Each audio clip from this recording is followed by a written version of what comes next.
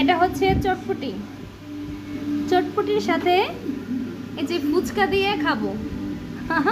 আর সাথে আছে টক। টক বানিয়েছি। টকটা যদি বেশি টক লাগে তাহলে যে মিষ্টি করার জন্য এই সসটা দিয়ে দিব, তাহলে মিষ্টি টক হয়ে যাবে। আর মিষ্টি টকটা আমার খুব ভালো লাগে খেতে। বন্ধুরা, শুধু কিন্তু চটপটি না, আমাদের কাছে ফুচকাও আছে। এই যে ফুচকা, ফুচকার জন্য বুট এগুলো মিক্স করে রেখেছি। ফোনের সামনে আছে একটা, ঠিক আছে, এখান থেকে এই যে ফুচকা, ফুচকার জন্য বুট তৈরি করেছি। এখন কি করব, এখান থেকে একটা ফুচকা নিব, এই যে এমনি করে ফটো করলাম।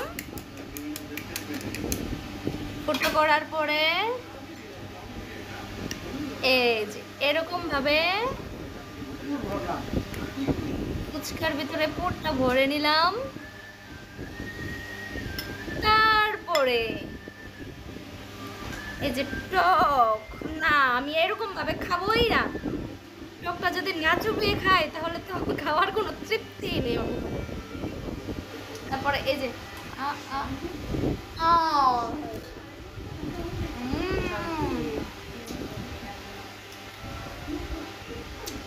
দারুণ।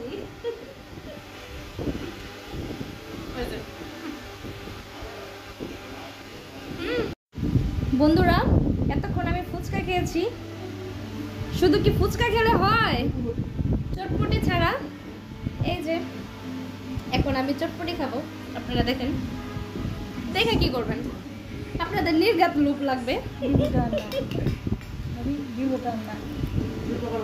দিব না তো।